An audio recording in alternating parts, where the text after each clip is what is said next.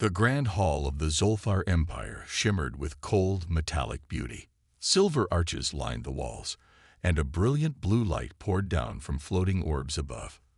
Alien nobles in ornate robes stood in silence as Lord Zarvik, the towering and battle-scarred ruler of the Zolfar, sat on his high throne. His golden armor gleamed, a stark contrast to the stern expression on his face. Before him stood his daughter, Lady Myra, her delicate features a mix of confusion and sadness. Myra was unlike anyone in the Zolfar royal family. Where her father and siblings thrived on war and power, Myra found herself drawn to art, diplomacy, and the mysteries of the galaxy. Her gentle heart had earned her no respect in a society that valued strength above all else. "You disgrace our family," Zarvik boomed, his deep voice echoing through the hall. "While others lead armies, you waste your time painting and reading human philosophy. The galaxy does not need dreamers, Myra. It needs warriors." The room was silent, save for the faint hum of the hovering light orbs. Myra lowered her head, her long black hair falling over her shoulders. She had heard these words before, but they still stung. "My lord," one of Zarvik's advisors interrupted, stepping forward cautiously. "The humans have responded to your offer. Captain Daniel Rourke has accepted the arrangement." Zarvik nodded, his lips curling into a faint sneer. "Good. Then let it be done." Myra looked up, startled. "What arrangement?" she asked, her voice trembling. Zarvik stood, his imposing figure casting a shadow over her. "You are of no use to the Zolfar, but perhaps you can serve as a tool for diplomacy. The humans demand peace, yet they cannot be trusted. You will be sent to one of their leaders as a gesture of goodwill. Let them deal with you." Myra's heart sank. She wasn't just being sent away. She was being discarded, treated as nothing more than a pawn in her father's political game. "Father, please," she pleaded, her voice breaking. "I can do more. I can." "You will do as I command," Zarvik interrupted coldly. "This is your only chance to prove you are worth anything." The nobles whispered among themselves as Myra's shoulders slumped. She knew arguing was useless. Her father's word was law, and she had no choice but to obey. The human transport ship arrived days later, its sleek design a stark contrast to the rugged Zolfar warships. Myra was escorted aboard by two of her father's guards, their expressions unreadable under their helmets. The ship's interior was small but efficient, with glowing panels and a faint hum of machinery. Waiting for her was Captain Daniel Rourke, a tall, broad-shouldered human with piercing blue eyes and a weary look on his face. His combat suit bore the insignia of Earth's United Defense Fleet, and his posture spoke of someone who had seen more battles than he cared to remember. "So, you're the gift," Daniel said, his voice tinged with disbelief. He wasn't thrilled about this arrangement either. The idea of accepting an alien noble as a diplomatic gesture felt absurd, but orders were orders. Myra stood silently, her head held high despite the humiliation she felt. "I am Lady Myra of the Zolfar," she said, her tone formal. "I assume you are Captain Rourke." Daniel gave a short nod. "That's right. Let's get one thing straight. I didn't ask for this. But since we're stuck with each other, let's try not to make it worse."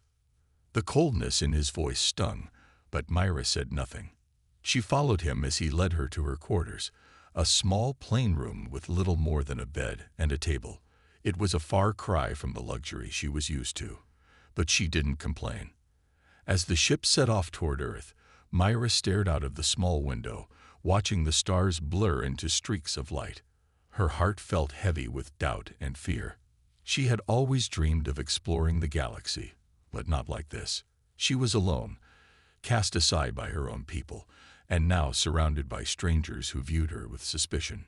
Meanwhile, Daniel sat in the cockpit, staring at the navigation screen. He couldn't shake the feeling that this arrangement was a bad idea. Bringing an alien noble, especially one deemed useless by her own people, onto Earth felt like a ticking time bomb. But orders were orders, and he had a duty to uphold the fragile peace between their species. Neither of them knew it yet, but this uneasy partnership would change not just their lives, but the fate of two civilizations. The transport ship glided through the void of space, heading toward Earth. Myra sat on the small bed in her quarters, her hands clasped tightly in her lap. The cold walls around her seemed to echo her father's words, "You are of no use." They replayed in her mind like a haunting melody, one she could not silence. Her thoughts were interrupted by a knock at the door. Myra straightened her posture, masking her inner turmoil as Captain Daniel Work stepped inside. He held a small tray with a meal that looked as bland as the room itself. "You should eat," he said flatly, setting the tray down on the table. "We'll be arriving in a few hours. Earth's Council wants to meet you." Myra glanced at the tray, then back at Daniel. "Does the Council view me as a guest or as a prisoner?" she asked softly, her voice carrying a hint of sadness. Daniel frowned, but didn't answer immediately. He leaned against the wall, his arms crossed. "I don't know how they see you," he admitted. "To be honest, I'm still figuring out what to make of you myself." His words stung, though Myra wasn't surprised. She knew humans viewed the Zolfar with suspicion, and now she was an easy target for their mistrust. "I didn't choose to come here," she said quietly, looking away. Daniel sighed. He could see the weight she carried, though he tried not to let it affect him. "Neither did I," he replied. "But here we are. So let's get through this without making it harder than it has to be." Myra nodded, not trusting herself to speak. Daniel lingered for a moment before turning to leave. When they arrived on Earth, Myra was struck by the planet's beauty. She had studied human worlds in her books, but seeing it in person was different.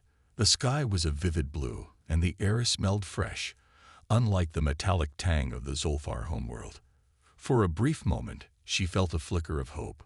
Her moment of peace was short-lived. As they entered the Grand Hall of Earth's Council, Myra felt the weight of dozens of eyes on her.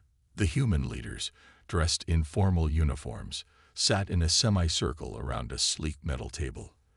Their expressions ranged from curiosity to outright hostility. "This is Lady Myra of the Zolfar," Daniel introduced her, his voice steady but guarded. "She's here as a diplomatic envoy." One of the council members, a stern-looking woman with sharp features, leaned forward. "Is that what they call it?" she said coldly. "An envoy? Or is she here to spy on us?" Myra's cheeks flushed with shame, but she stood her ground. "I am here because my father sent me," she said, her voice steady despite the knot in her stomach. "But I have no interest in spying. My only goal is to learn and perhaps to prove my worth." Her honesty caught some of the council members off guard. Daniel glanced at her, a flicker of surprise crossing his face. He hadn't expected her to speak so boldly. The stern woman scoffed. "Prove your worth? And how do you plan to do that?" "I don't know yet," Myra admitted, meeting the woman's gaze. "But I intend to try." The room fell silent for a moment. Finally, the council's chairman, an older man with a calm demeanor, spoke. "Very well. Lady Myra, you will remain under Captain Work's supervision for the time being. Your actions will determine how we proceed." Later that evening, Myra found herself on a human military base.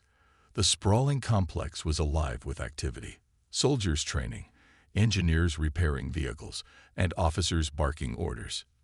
Daniel walked beside her, his expression unreadable. "This is where I work," he said. "You'll stay here for now. Stay out of trouble, and we'll get along fine."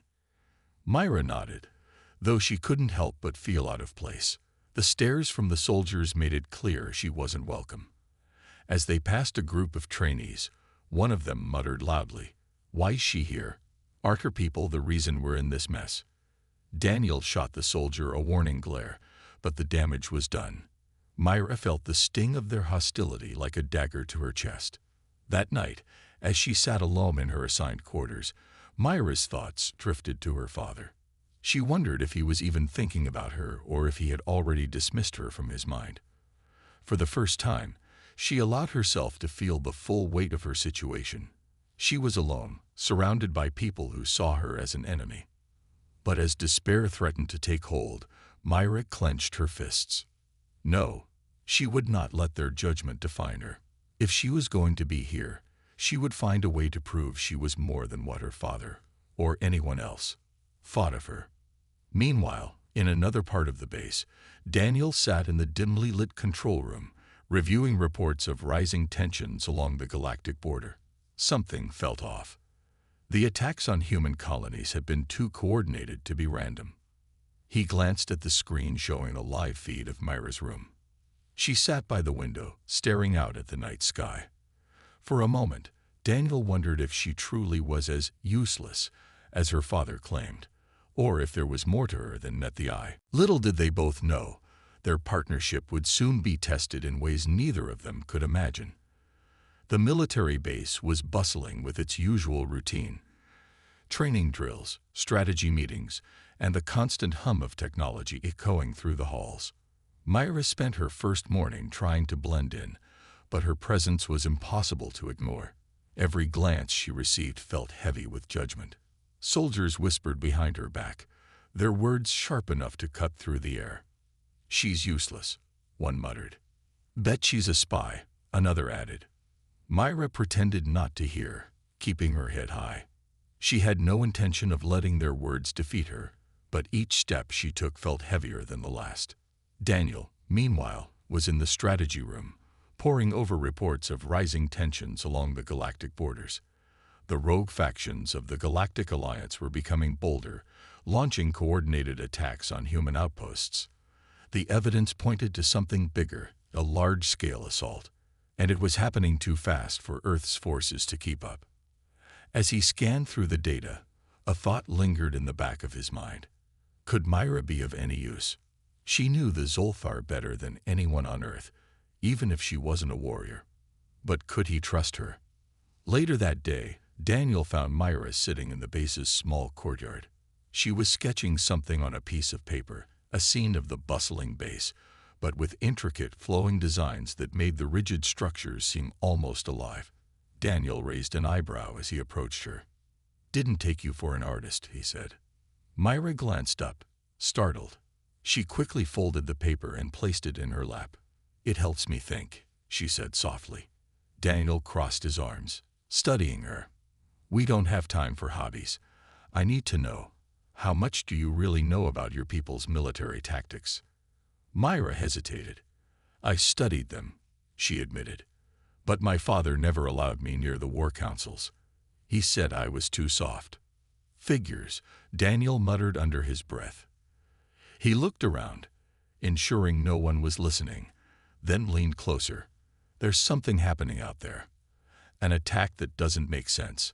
I need someone who understands the Zolfar mindset. Can you help or not?" Myra stared at him, her heart racing. This was her chance to prove she wasn't useless. "I'll try," she said, her voice firm.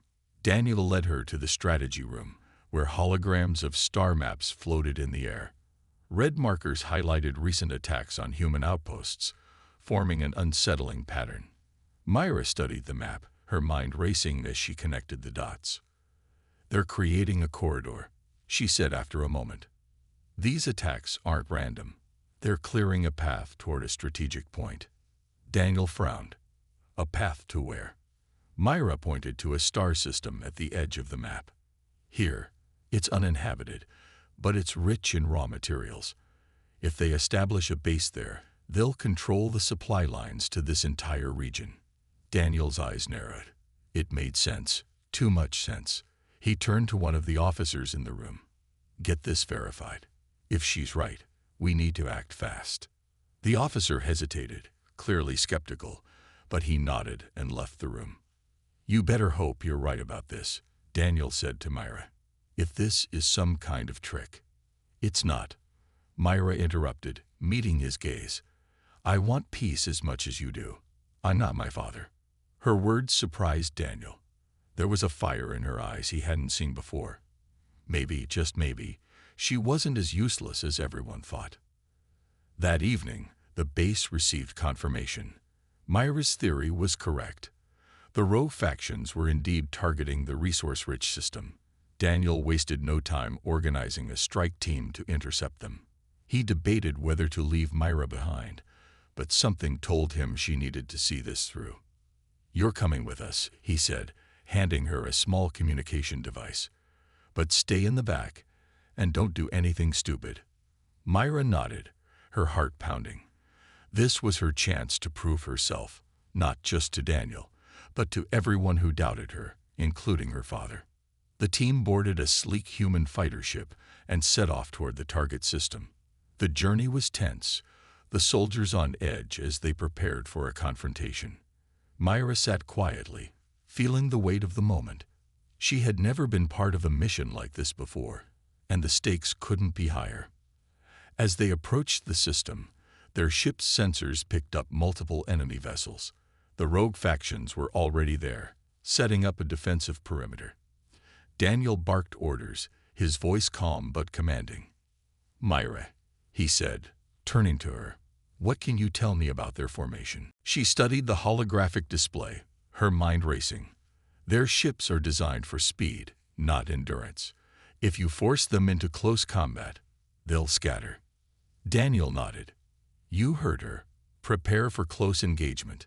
The battle that followed was intense. Human fighters weaved through the enemy lines, forcing the rogue ships into disarray. Myra watched in awe as the soldiers executed Daniel's commands with precision. For the first time, she felt a glimmer of hope that she could belong here. When the dust settled, the rogue ships were in retreat, and the system was secure. Myra let out a shaky breath, relief washing over her. Daniel glanced at her, a rare smile tugging at the corner of his lips. "Not bad," he said. "Maybe you're not useless after all." Myra smiled back, a flicker of pride lighting up her face. For the first time, she felt like she had taken a step toward proving her worth, not just to Daniel, but to herself. The victory in the resource-rich system brought a sense of relief to the human forces, but it was short-lived. Back at the base, Daniel and Myra pored over the aftermath reports in the strategy room. The rogue factions had retreated, but they left behind something more troubling. Encrypted messages intercepted from their abandoned ships. Whatever the messages contained, they hinted at something much bigger. Daniel paced the room, his brow furrowed. "They're not acting alone," he muttered. "This coordination, it's too precise for a splinter group." Myra, seated at the table, leaned forward, her hands hovering over the glowing console. "The Zolfar don't work this way," she said, her voice calm but thoughtful. "They respect brute force, but this is manipulation. It's calculated. Someone is orchestrating this from the shadows." Daniel stopped pacing and looked at her. For someone who had never been on a battlefield, Myra had an uncanny ability to see the bigger picture. He nodded slowly. "Can you break the encryption on these messages?" Myra hesitated. "It will take time. The Zolfar use complex codes, and I'll need access to some of your systems." Daniel narrowed his eyes. "You'll get access, but only under supervision. No offense, but I'm not ready to trust you completely yet." "I understand," Myra replied, her tone even. She couldn't blame him for his caution. Trust was something she would have to earn. For the next 2 days, Myra worked tirelessly in the base's communication hub, decoding fragments of the intercepted messages. She barely slept, her focus unshakable as she pieced together the intricate puzzle. Daniel checked in periodically, watching her progress from a distance. The soldiers who passed by the hub often muttered about her. "What's she doing in there?" One grumbled. "Probably feeding intel to her people," another speculated. Daniel shut down their comments with a sharp glare, but even he couldn't fully shake his doubts. Still, something about Myra's determination made him want to believe in her. Finally, Myra stood up from the console, her eyes wide with realization. She rushed to find Daniel, who was in the hangar overseeing repairs to their ships. "Captain," she said breathlessly, "I've decrypted part of the messages. The rogue factions are working with a third party. It's not just Zolfar splinter groups. There's someone else involved, someone supplying them with resources and intelligence." Daniel straightened, his expression darkening. Who? Myra hesitated, her hands tightening into fists. I don't know yet, but the messages mention a meeting, a gathering of their leaders. If we can intercept them, we might find out who's behind this. Daniel nodded, already calculating the next steps. When and where? 3 days from now, Myra said, pointing to a star chart she had brought with her. It's in neutral space, far from any major colonies. They think they'll be safe there. Daniel's jaw tightened. Then we'll make sure they're not. The mission was set. Daniel assembled a small, elite team for the operation. Myra insisted on coming, arguing that her knowledge of Zolthar tactics could be invaluable. Daniel reluctantly agreed, but made it clear she would stay in the background. As the team prepared to leave, Myra found herself in the armory, staring at rows of human weapons. One of the soldiers, a stern-faced woman named Sergeant Hayes, approached her. You've got a lot to prove, alien, Hayes said bluntly, handing Myra a small handheld device. This is a personal shield generator. You'll need it out there, and try not to get in the way. Myra took the device, nodding. Thank you. Hayes didn't smile but gave a curt nod before walking away. It wasn't much, but it felt like a small step toward acceptance. The team's ship approached the neutral zone under stealth mode. The tension in the air was palpable as they neared the meeting site. Through the viewport, they saw several rogue faction ships gathered near a small asteroid field. Daniel's eyes narrowed. They're hiding something, he said. Those ships are too heavily armed for a simple meeting. Myra studied the scene, her brow furrowing. There's a reason they chose this location. The asteroid field. There's likely a hidden base inside. That's where the real meeting is happening. Daniel turned to his team. You heard her. We're going in. Using the ship's advanced cloaking technology, they slipped past the rogue ships and landed on the surface of a large asteroid. The team moved cautiously through the rocky terrain, their weapons at the ready. Myra stayed close to Daniel, her heart pounding in her chest. As they approached the entrance to a hidden cavern, Myra's communicator buzzed with an alert. She quickly pulled it out, her eyes widening. Captain, she whispered, there's more activity inside than we thought. They're not just meeting. They're planning an attack. A massive one. Daniel's face hardened. Then we'll stop them. The team entered the cavern, finding themselves in a dimly lit chamber filled with alien leaders from various factions. At the center of the room was a figure cloaked in shadow, speaking in a deep, commanding voice. We strike in 2 days, the figure said. Earth will fall, and the galactic alliance will crumble. Daniel signaled for his team to take positions. Myra, watching from behind, felt a surge of determination. This was her chance to prove she wasn't just a burden. But as the team prepared to act, the shadowed figure turned toward them, as if sensing their presence. Intruders, the figure growled. Seize them. Chaos erupted as the rogue factions drew their weapons, and the chamber descended into battle. Myra's heart raced. This was her moment. She couldn't fail now. The dimly lit cavern erupted into chaos as alarms blared and rogue faction soldiers rushed to confront the intruders. Daniel barked orders to his team, his voice cutting through the noise. Defensive positions. Don't let them overwhelm us. Myra pressed herself against a rocky wall, her heart pounding like a drum. She had never been in the middle of a real battle before. The sound of energy blasts echoed all around her, making it hard to think. Her hands trembled as she activated the small shield device Sergeant Hayes had given her. A faint blue barrier shimmered around her, offering a small sense of security. Daniel glanced at her, his voice firm but not unkind. Stay low and don't engage unless you have to.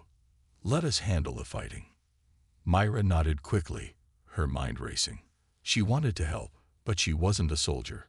Still, she couldn't let fear control her. She had to prove she wasn't a burden.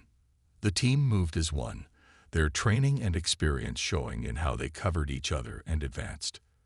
The rogue faction soldiers were aggressive, but their disorganized tactics gave the humans an edge. Daniel led the charge, taking down enemies with precise shots from his rifle. Sergeant Hayes and the others provided cover, their movements swift and deliberate. Myra scanned the room, her eyes locking onto the shadowed figure at the center of the chamber. This was the one who had been orchestrating everything, the rogue leader. If they could stop him, it might disrupt the entire operation. She noticed something strange. The leader wasn't retreating or panicking. Instead, he stood calmly, issuing commands in a deep, commanding voice. Myra realized he was coordinating the battle, keeping his forces from collapsing completely. "We have to cut off their command," she thought, her eyes narrowing. As the battle raged on, Myra spotted a console near the leader. It was connected to a network of communication devices, likely controlling the rogue faction's coordination. If she could disable it, the enemy forces might fall into disarray. She glanced at Daniel, who was locked in combat with a group of soldiers. He didn't see her slip away from the safety of the group.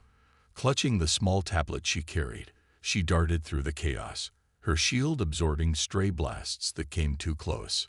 Reaching the console, she crouched behind it and began working. The interface was unfamiliar, but Myra's knowledge of Zolfar technology helped her make sense of it.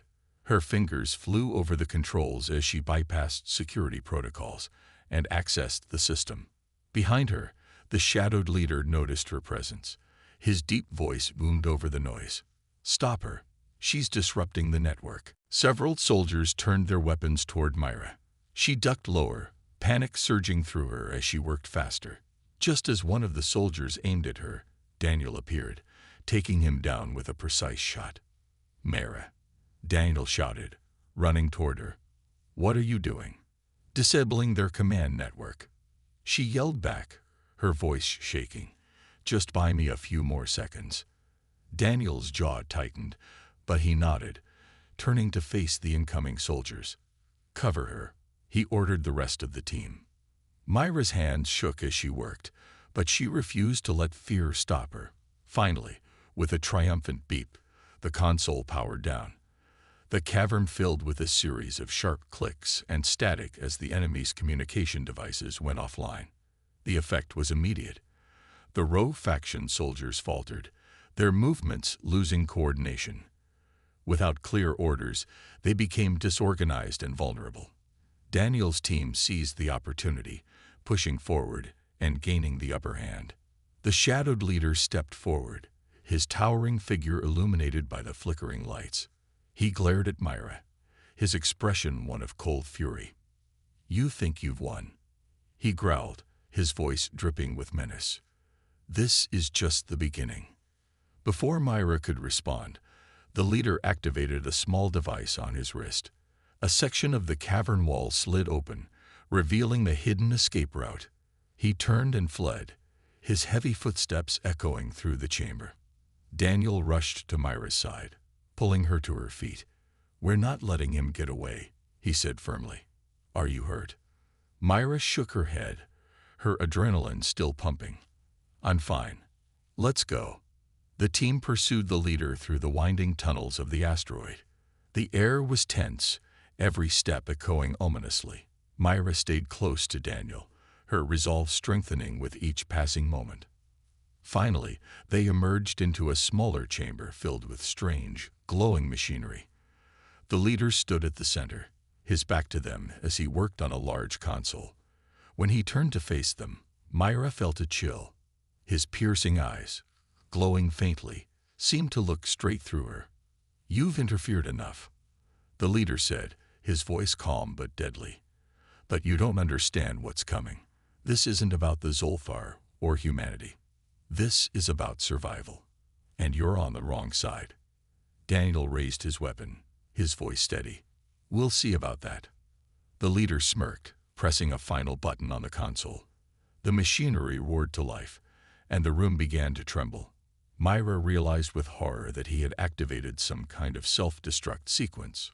"We need to get out of here," she shouted. Daniel hesitated, his gaze fixed on the leader.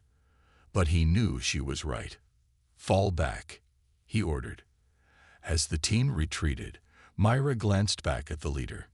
His words lingered in her mind, filling her with unease. What did he mean by survival? And what greater threat was he talking about? For now, there were no answers, only questions, and the growing realization that this battle was far from over. The team barely made it back to the ship as the asteroid began to shake violently. Explosions erupted behind them, the walls crumbling as the rogue leader's self-destruct mechanism activated. Myra's heart pounded as she scrambled up the ramp, Daniel pulling her aboard just as the hatch sealed shut. "Get us out of here," Daniel barked at the pilot. The ship roared to life, speeding away from the collapsing asteroid. Myra watched through the viewport as the cavern exploded in a brilliant flash of light. It was over, or so it seemed. Daniel turned to his team, his expression grim. "Report." "We've got minimal damage," Sergeant Hayes said, checking the systems. "But that leader got away. Whatever he's planning, we still don't know the full extent of it." Daniel clenched his jaw. "We need answers, and we need them fast." Myra, still catching her breath, stepped forward. "I managed to download part of the rogue network before shutting it down. It's incomplete, but it might give us a clue." Daniel nodded, motioning for her to follow him to the strategy room. "Let's see what you've got." The strategy room was quiet except for the hum of the ship's engines. Myra connected her tablet to the console, and a series of fragmented messages appeared on the screen. The team gathered around, their faces tense as they studied the data. "It's encrypted," Myra said, her fingers flying over the controls. "But I can decode it." As she worked, Daniel crossed his arms. "That leader said this wasn't about the Zolfar or humanity. He mentioned survival. Any idea what he meant?" Myra shook her head. "No. But if he's working with other species, it means the threat could be bigger than we realized." The room fell silent as her words sank in. Finally, the decryption completed, and the messages appeared in clear text. Myra's eyes widened as she read them. "They're not just planning an attack," she said, her voice trembling. "They're preparing for an invasion. And not just on Earth." Daniel leaned closer. "What kind of invasion?" Myra hesitated, scrolling through the messages. "It's something ancient. Something buried in deep space. The rogue factions believe it's a weapon. Something powerful enough to wipe out entire civilizations." Hayes frowned. "A weapon? Or a threat they've accidentally woken up?" Myra looked up, her face pale. "I think it's both." The room erupted into discussion as the team debated their next move.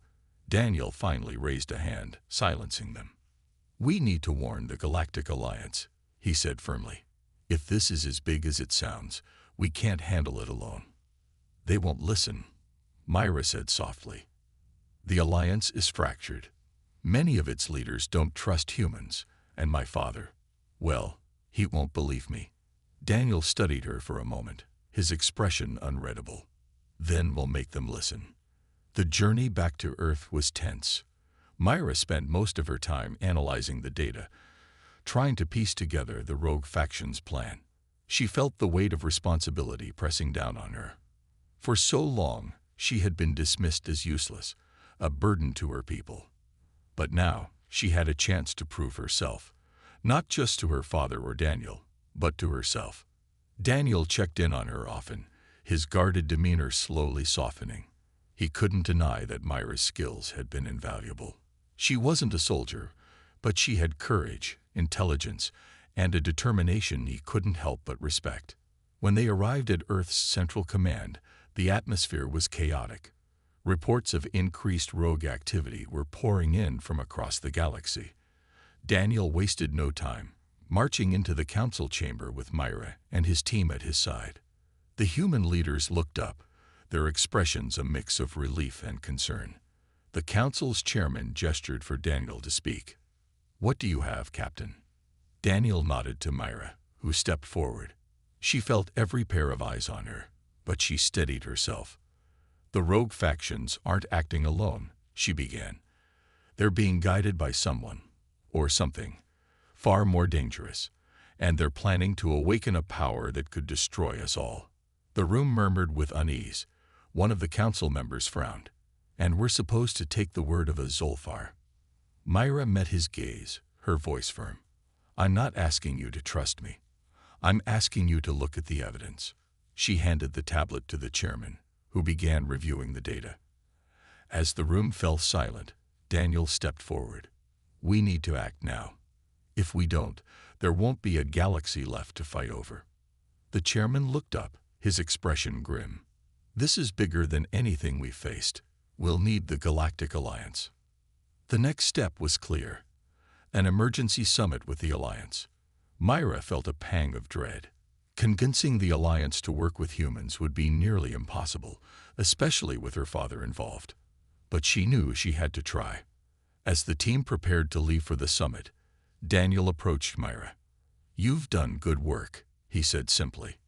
Myra looked at him, surprised. Thank you. But this isn't over, he added. The hard part is just beginning.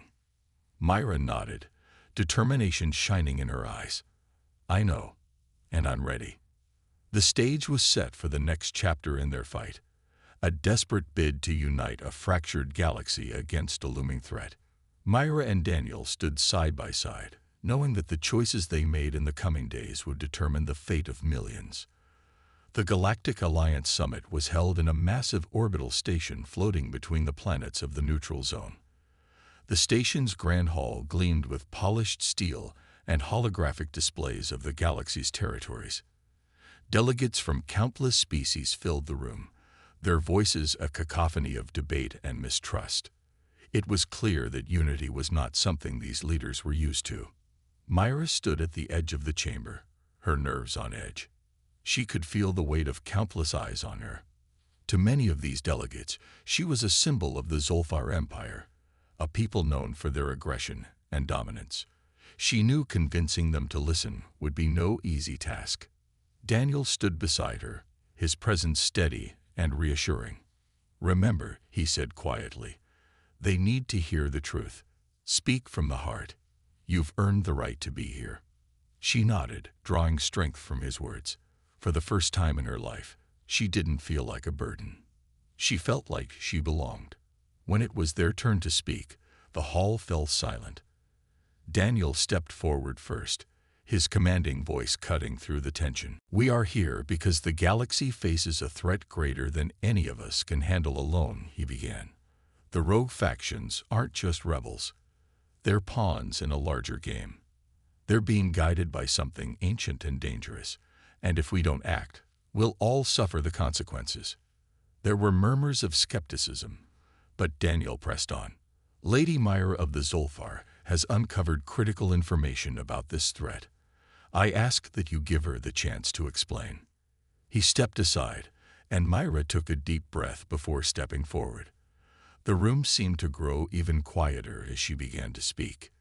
My father, Lord Zarvik, sent me away because he thought I was useless, she said, her voice steady, despite the butterflies in her stomach. But in working with Captain Rourke and his team, I've learned that my true strength lies in seeing what others overlook, and what I've seen is a danger that threatens all of us. She activated a holographic display, showing the decrypted messages and star charts she had uncovered. The rogue factions are working to awaken an ancient weapon buried in deep space. This weapon doesn't distinguish between species or allegiances. It will destroy everything in its path. Her words hung in the air, the tension in the room palpable. One of the delegates, a towering reptilian figure, narrowed his eyes. And why should we trust the word of a Zolfar? How do we know this isn't a trick? Myra met his gaze, her voice unwavering. Because I'm not here as a Zolfar. I'm here as someone who wants peace. I'm here because I believe we're stronger together than we are apart. The room erupted into debate.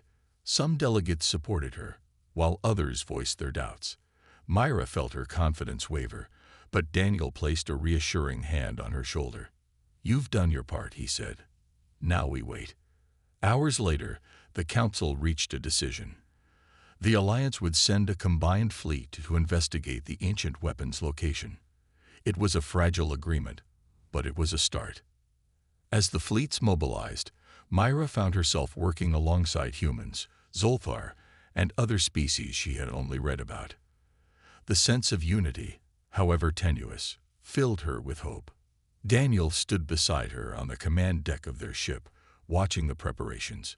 "You did it," he said. "You brought them together." Myra shook her head. "We did it. I couldn't have done this without you." He gave her a rare smile. "Well, let's just hope we're ready for whatever's out there."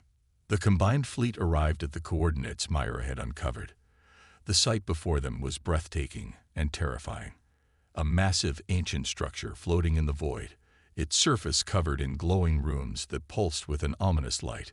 The fleet approached cautiously, their sensors scanning the structure. Myra felt a chill as she stared at it. This was the weapon that could end civilizations. Suddenly, the structure came to life. Beams of energy shot out, targeting the fleet. Ships scrambled to evade, but the weapon's power was immense. Daniel shouted orders, his voice calm despite the chaos. "Evasive maneuvers. Focus fire on the weapon's energy source." Myra, seated at a nearby console, analyzed the weapon's patterns. "It's drawing power from those rooms," she said. "If we disrupt them, we can weaken it." "Then let's do it," Daniel replied. Working together, Myra and the fleet coordinated a precise strike on the weapon's weak points. The battle was intense, but the combined efforts of the fleet began to turn the tide. Finally, with one last coordinated attack, the weapon's core overloaded. The ancient structure imploded, sending a shockwave through space. The fleet held its formation, weathering the blast. Cheers erupted across the ships. The threat had been neutralized. On the command deck, Myra let out a shaky breath. For the first time in weeks, she felt a sense of peace. Daniel turned to her, his expression one of pride. "You've come a long way, Myra. You're not useless. You're a hero." She smiled, her heart swelling with gratitude. "Thank you. But I couldn't have done it alone." The battle marked the beginning of a new era for the galaxy. The Alliance, once fractured, began to work together more closely. And Myra, no longer the useless daughter, found her place as a bridge between worlds, a symbol of hope and unity. As she stood beside Daniel, watching the stars, she knew her journey was just beginning. But for the first time, she was ready to face whatever came next.